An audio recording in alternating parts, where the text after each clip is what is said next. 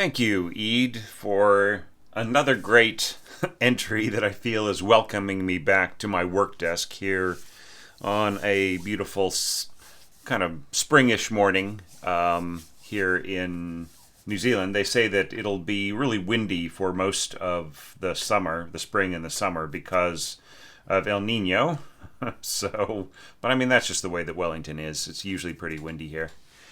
But we still have a beautiful sky out there, and I'm still feeling really happy about doing all this stuff. So let's just stick with it and talk about your score here.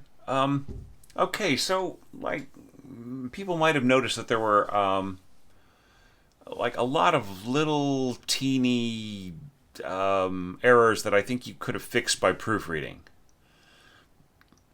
Right? Like for instance, like the harmony in here has got something wacky going on with it, right? And then here, shouldn't this be da da da da B flat, not da da da da C, right? And then, and then here like a turn would be da da da da da da, right? Not the way that you have it scored here, da da da da da da, and then here, da da da da dum, not da da da da dum. So there are a bunch of little things. Like maybe you were copying this from the like you didn't use my template. Instead, you used like the original score, maybe taken from a book of sonatas, and you maybe you did your own thing with it or something. I don't know. But anyhow, there's a lot of little proofreading errors, and I think your ear is good enough to catch those, right? So just try to do a little bit more proofreading using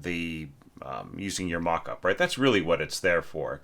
I mean, yeah, it's the mock-ups have evolved to represent something more, a way of sharing your content with your production team, right? Let's face it, or with somebody who is going to make a decision whether or not to hire you, perhaps, based on some kind of demo that you send them. Okay, all right. I mean, I was in a situation where, the decision to add an overture to a larger work was decided by my ability to demo that work for the conductor, which I did on a piano, not as a mock-up, right? So that stuff does become important. So but the real purpose of the mock-ups originally were to check your own work, right? So I think you need to do that a little bit more. Now, as to all of this two-voice writing here that is unison, all you need to do is just say adue, right? Like it's so much cleaner, right? If we were just to get rid of this, hang on. Right? All you need to do is this. Right? Just so much cleaner. And since that is the situation, throughout this entire part, right? So you took pains to tell us that this was two voices playing at once, but you didn't tell me how many bassoons were playing here, right? So once again, I think you need to do a little bit more proofreading here and there. All right, but that is setting aside. I'm sort of jumping the gun because I'm just so interested in little features of your score that I am not getting around to some basic stuff here about the evaluation criteria. So before I do that, though, I just want to say that once again, this really is an excellent entry, and I think it really, like I said, it's just really an inspiring thing for me to evaluate, and I just find it so fascinating the way that you solve certain problems in similar ways and in different ways than me, and so on. And any help that I can give you with it, then I'm happy to. So let's get to that. All right. So let's start with just taking a look at how you chose to bow, right in here. So do you really want this to be one solid bow? And then, so like if you really absolutely want this, then you would have to the player will go down bow, then they'll go up, and they'll do another up, and then they'll go to here. But then, since you got this, you got the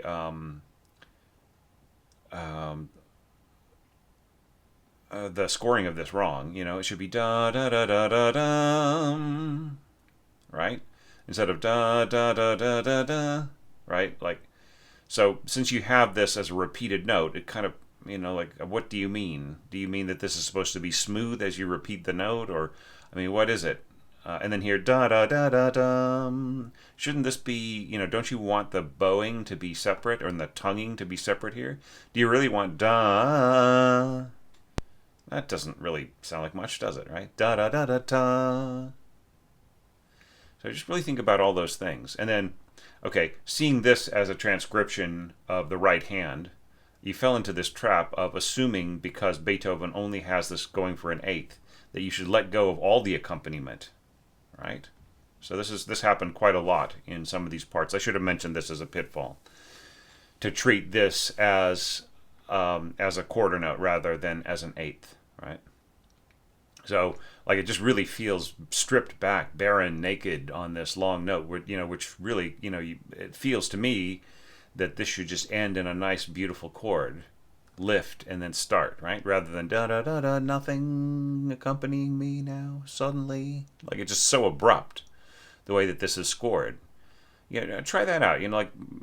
Make this into just, nice long, like maybe tie this to the same note as a fermata, right? So that you keep that same sense of fermata in the mock-up.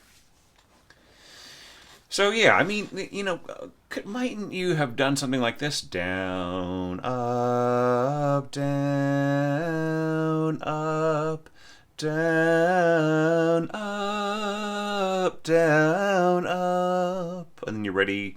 Then you just do another up here. Up, down, up, down, up, down, up, down. Do you see what I mean? I mean, that leads to a further problem, which I'll just touch on. I already talked about it just now, but yeah, once again, if you remembered to go check out my common scoring errors video, just to refresh your memory on that, then you would know that I consider dropping the piano style slurring onto wind and string parts is one of the most common scoring errors, right? And you've done these for years with me now, Iede, right? So you got to stop doing that error, right? Don't just drop the slur onto a part and assume that that's going to work, because like, you're asking the string players to just bow this all the way to there, right? And then just to bow this is like all one bow, the way that you've expressed it. Now you might be thinking, well, no, look, actually I intend for this to be for the players to to bow this in a natural style, but like, this is just intended to be legato. But that doesn't cut it. You have to assume that you've got one chance, right, to get this piece read, even much less performed, right? You have the luck of the draw. You're able to enter it into a reading. The players have got one chance to look at it, and you set them up with something that doesn't naturally conform to up and down patterns, right? So they're just gonna they'll just snort and just make something up, and they will not all be playing with the same bowing, and you won't have as good of an effect, right? So assume that you have to make those decisions for them. You're not going to actually put in down and up bow markings, but you're going to set up your slurs so that they conform to at least just a pattern that's really easy to follow, right? Because you never know how much rehearsal time your orchestra is going to get. Probably nothing. And even if the players get their parts in advance, they might not even have a chance to look at it. Let's say that you're working with a community orchestra, right? Or, where, like, half of the string section is working on their real estate license, right? Or they're like doctors or nurses at a hospital, and they just they don't have time to practice like they used to, or maybe they just had a really busy week.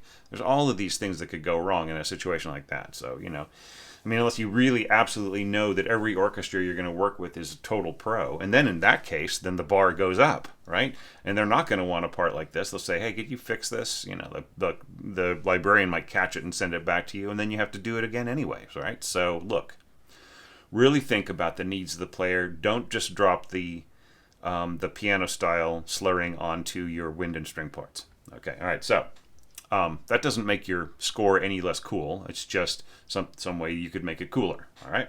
So now let's um, go back to the whole issue of the slurring here. Right. So I've already told you, that it's better to go down, up, down, up, down, up, down, up. Right.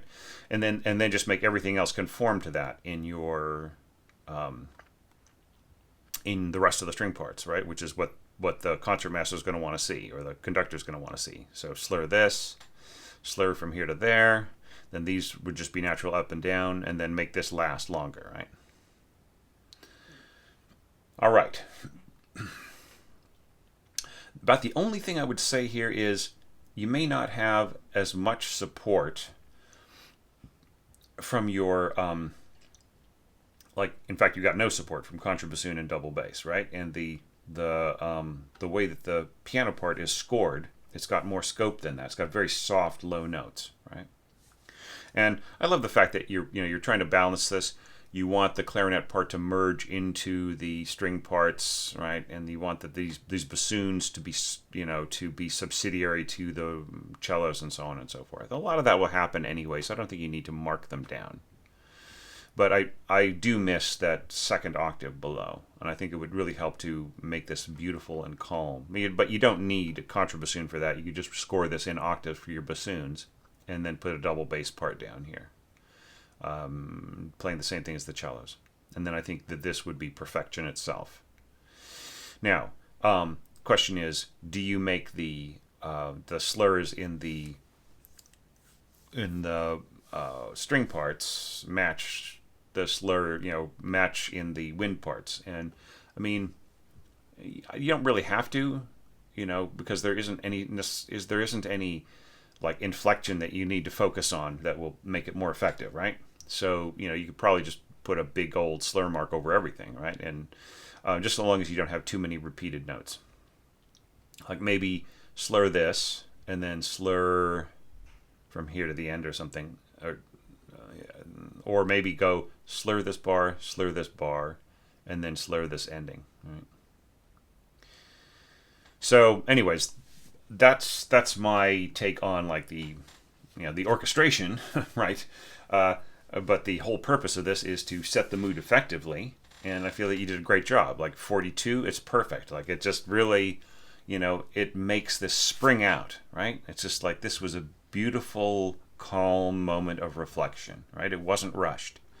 And then the spirit pours forth, right? It just springs forth, okay? And I've already lectured at you about using, using really long slurs that don't really mean anything to the player, okay? So probably not a good idea to do that. I think that you sort of miss a chance here to supply some of this low stuff. Like, the double bass could have done this, and then you don't have to do this big octave leap so much, right? I think it's better to kind of keep some of this. I mean, it's all doable by bassoons, but it's just, it has a kind of an exaggerated, somewhat acrobatic feeling, like whether it's cellos or bassoons or whatever. Like, I think that like you kind of want to control it and to think of the different parts as having different roles, right? So like these low Fs, like they have one role, and that is really something that is like the way that you've scored it here, right? So I mean, if that role is already being taken over by double bass, say here, and if you were to supply it here, then you don't really need your bassoons to pop that one out down there, or your cellos to hit this one down here,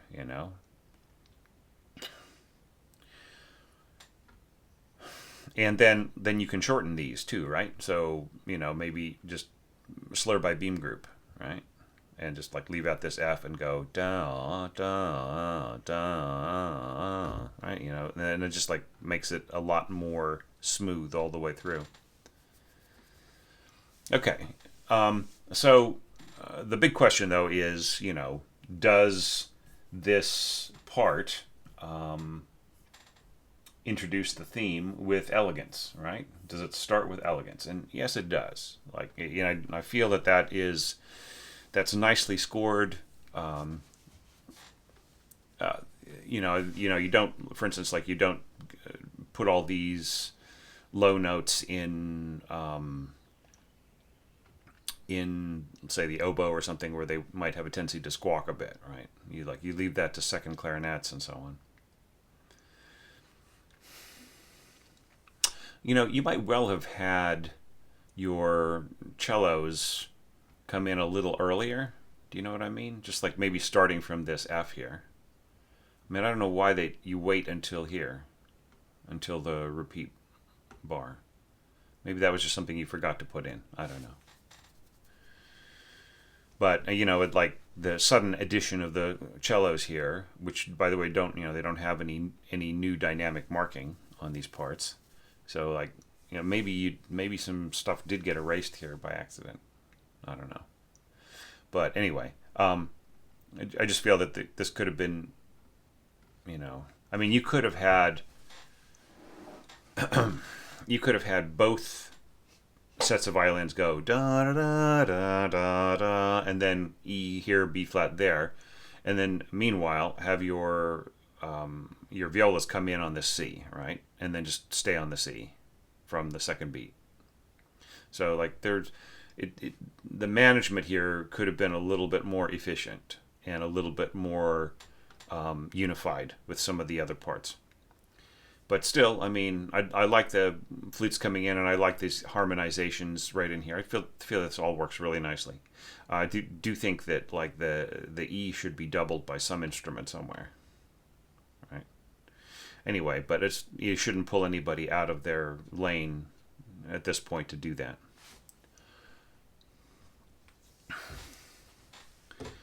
So this works pretty well. Like that gets to our next question of, is there a natural transition to octaves? And I feel that it works pretty nicely. Here I'll grant you this second flute part. I mean, it gets down to this A, which is a little, it's a little questionable. But it'll still work with everybody playing soft and so on, especially like right here, like from this D to this C, it's all right. So the A is forgivable. Yeah. So I mean, if you're gonna throw this sort of double-barreled kind of slurring and so on, you should put it in both parts, right? Shouldn't there be a slur over the top here as well?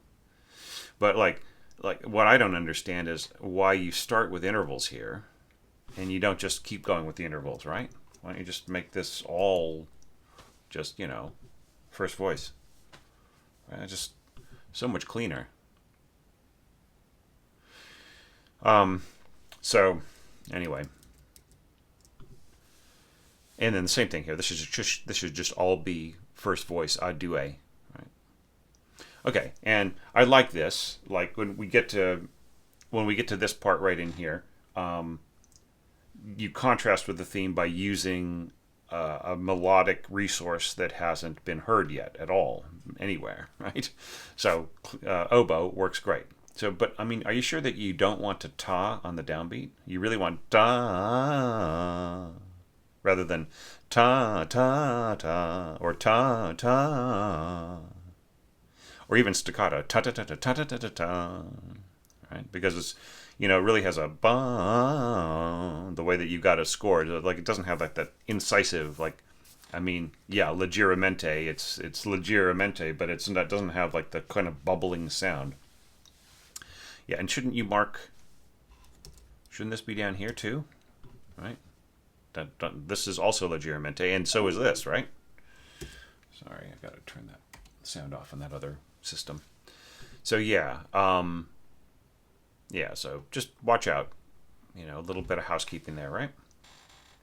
Now, the next question is, do you actually need a duet, soli kind of parts here?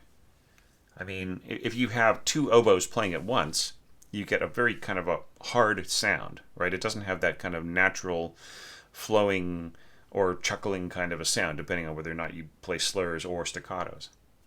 Right. I mean, just feel that it, like, you could have scored this with that's just a single oboe, answered by a single bassoon, and then alternating with a single clarinet. Right, because here you're going to get that phased sound, right, which you can hear in the mock-up.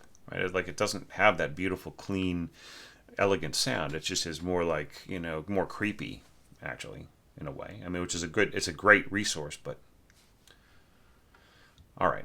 But I mean, I feel you tick the boxes for the evaluation criteria here. You contrast with the theme, you contrast between the lines, you don't need any harmonic support, so you do all that pretty well. But I just don't think you need a duet lines right in here. All right, so next question is emphatic color of line, harmonic density, setting up the next part. Do you maintain the strength? Do you have the same texture? Like you answer all those questions really, really nicely. However, I think that if you're going to go long bows here with your violas, everybody should be long bows, right? Because this just looks like more the way that you've got these slurs, these just massively long slurs. They just really feel like they are not really thought out too much, right? It shouldn't be like up, down, up, down, up, down, right? Wouldn't that be much better? And then putting tenutos on everybody, so it's just nice long bows, down, up, down, sort of a zoom, zoom, zoom.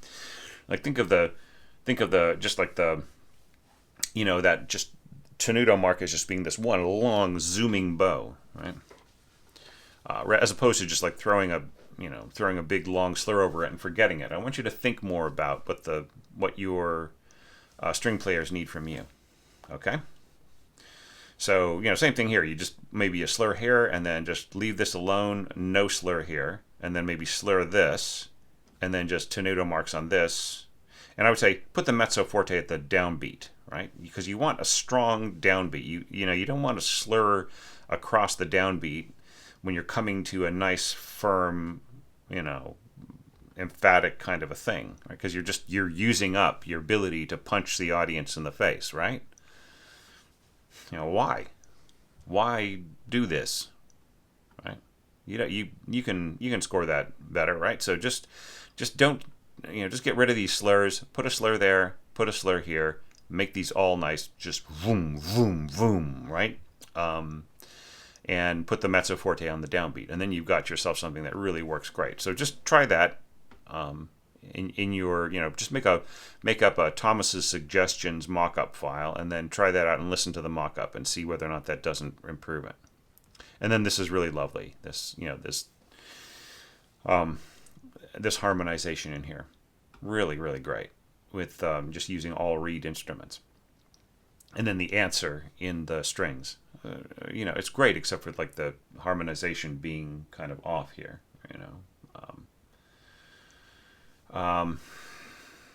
Yeah. So I mean, this has got to be CFC, right? Not FCF. Right? So there's just a bunch of things that you need to clean up about this. All right. And then dun dun dun. This is all nicely done. So let's move on to the B section. I got the window over here. All right, so fresh new color was something that I thought was really important here, and I would say more or less yes, because you have a you have your first violins coming in as an independent element, right? So like here they've always been like either unison with other parts, or or playing in harmony or in chorale, or or as over the over the strings and so on. So like here you just have this one line that's really it's forte, and it is pretty emphatic, right? But we didn't really mark this forte either, right? So it's just like you're keeping this soft, or it's a little unclear, right? So maybe it's just a little bit more proofreading needed. Now, I absolutely see zero reason for you to go to treble clef here, because what's your highest note is a G. Your cellist can read that G all day long, right? And we go down here to this. Like, see, it just makes perfect sense. So, like, most of the parts here are just they're just perfectly readable, just for that one G. Sometimes players would tell you, look, don't give me a tenor clef or a treble clef if I just got one high note here or there. I can read that high note. Don't worry about it. If most of the part is in bass clef, then just give me bass clef, right? And that's probably what you would hear from a cellist on this situation. You might make an argument that like with the F and the G before and then leading to this, that maybe the tenor clef would work better. But like I would only put tenor clef here if it went on for like 3 or 4 bars, right? So anyhow, the complementary timbre, works really, really well. Now here we get into this whole question of dovetailing, okay? So I think you can leave out the 4th note of each beam group, right? I think that this should look more like this. Okay. Oops. I grabbed the wrong one there. So it would be way easier for your second violinist to go da da da da da da da da da da da da da da da da da da, and then maybe both groups could go da da da da, right? As opposed, because like let's put your part back. If you're going to do this, then what's the point of doing this, right? I mean, if you're going to put the entire part into your second violin, then what's the point of thinking about any of the cautions that I had in the pitfalls, right? That this could just basically just end up with just like the player being this real motoristic kind of just playing this very motoristic part and just kind of using up their energy on it, right? So I think that it works better off. So let's go back to that again. Let's take out every 4th note, right? Okay, and let's do something else too. Let's actually, I'll just do a little shortcut here. If you want to get rid of staccatos, just hit the staccato button twice. All right, and then here, what if you were just to start your slur, all right, way back here. It doesn't matter that this is staccato here. All right. Then I think that this makes more sense as a trading off kind of a pattern. Okay? So let's imagine that you took that advice, except here, I think both instruments, or both groups of instruments can play this full one right here, and then they go back to trading it off. And then I think you have way better results from both sets. Right? It's a situation, though, that where like I would kind of want like, as you bring in other instruments to double your first violins, you would probably want to double the second violins too, right? So have like maybe, instead of having both of your flutes just going octaves here, maybe the second flute could be going, could be doing, da da da da da da da da da da, and then you could have this lower octave part being played by another lower wind instrument that isn't being used yet, right? Say, clarinets or oboes or something, until you have another different use for them later on. All right. So, you are widening the gap. You put your ba da da da in your bassoons. Now, I don't really see anything in your contrabassoon part that is contrabassoonish, really. With the way that you've scored this, you might as well just have had a 3rd bassoon, right? Or maybe like a tenor trombone, or or bass trombone or something. Yeah, I don't think you need a contrabassoon. I'd just say put in a 3rd bassoon here, and then like you get a lot more control. Although like this is wow, what a powerful E flat that would make, right? I mean, it already is incredibly overpowered the way that it's scored. Yeah, I mean, just a lot of weight. But I really love the way you bring in these C's right here in your horns. That's just this is just really, really nice. And then, changing to here. B natural, so see like with an actual C basso horn, this B natural is going to be a stopped pitch, right? So it's not going to be like the quite as juicy as you might imagine. But I mean, it's still all right. Still doable. It just has a kind of a snarly sound. But then you end with these nice consonant C's, nice open C's. Okay.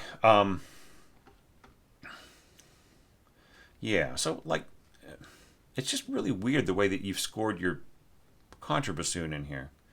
See, like I think that like even just as a third bassoon part, you could be supporting what the double basses are doing, and like not kind of having so much, you know, like rather than having so many pitches like you've got here, you could just have these. I think these rests are really nice. I think that they give it like some, they give it some rhythmic variation. It's just it isn't just like a constant stream of notes because you've already got that going on in other parts. I really love these offbeats here. I think that that is, because you've got this dun da dun da dun, so you're going dun da da dun da da dun da da dun. I just think that that has a kind of galloping rhythm that works really really nicely in your oboes. So yeah, and then we get to the trills, right? So how effective are the trills? You got this, you got these D octaves here, and you got the D trill here in the violas. Um, I think it works pretty well. I kind of wish, you know, I kind of wish that you could have had trilling in both parts. Like maybe had octaves with your violas and had like the upper part and the lower part trilling to kind of cover, like to help to sort of complexify. I don't know, just to kind of sheen out the upper voice here, because I think that this trill here in the clarinet's going to really stand out without any doubling from viola, right? And then you've already got your first and second violins like all tied up, and you don't want to double it with another wind instrument, right? So I think it would be better if you had. There's another way that you could do it too. Like you could have divisi cellos with half the cellos playing this G, because you've already got plenty of support on Gs. Look at all these Gs that you've got, right? And just for in case anybody's thinking about this, I can't tell whether or not this is intended to trill for both parts. It's intended to trill, like for an experienced score reader would look at this and say, okay, well we've got these two voices heading forwards here. So upper voice and lower voice, they each have different articulation markings and so on. So when I get to here, I'm going to think that it is the upper part, right? As we can see here just from selecting it, with this dark blue. The upper part is going to trill and the lower part isn't, right? Okay, that just makes and that also makes the most sense musically too, right? So yeah. But the other thing too is that if I were to assign a trill here on the lower part, I would put it in a different voice, and I would put it below, right? So that it was really clear to the score reader, conductor, and so on, the copyist, that both parts were going to trill. But obviously that's not what you mean here, Iede. Okay, so I was just addressing that in case there were a question by anybody out there. Okay, so back to our hypothetical way of fixing this. So basically you would just put this part here onto your cello part, right? And just, divisi, right? So you've got your upper cellos trilling, and then here, just take this up an octave, right? And then here, I would just make that, the divisi will continue, right? And then you've got that part filled in. All right, so that's how I would fix this. I don't think you can get away with just having the trill on the lower D. I don't think that's enough. All right, so. All right. Well, look, I'm getting a little distracted with minutia here. You spread the harmony pretty well, though there's a hell of a lot of weight on certain notes. There's just so much weight on this E flat here. I think there's ways of there's ways of spreading the harmony a little bit more. I think not just having other notes be in the string parts, but some of these, don't have to be so unisonish. All right, you can spread the harmony. You can remember it. It says in my criteria at the beginning of this video, gap widening, further spreading harmony. Right. So, that should happen in both the both your bassoon and clarinet parts, I feel, rather than just writing like single notes so much. All right. So yeah, but you do not leave a hole here. You basically tick a lot of boxes, and I really love the way that you end here at C. So I mean, so great work. Just I feel like people who have participated in these challenges are sending me some of their best stuff ever. So I think, have I gotten 6 things from you now, Iede, or 5, or you really have been with us for quite a while, and I just think this is your strongest entry yet, and it would have been interesting to see you take on more, like go up to like D or E, or do the whole movement if you had had time. So, but what you could share with me, I'm really appreciative of, and I'm so glad that we can interact in this way on a yearly basis. No matter how much you are able to take on, and I'm so appreciative to you and all of my other Patreon supporters for making all this possible. Because like this is.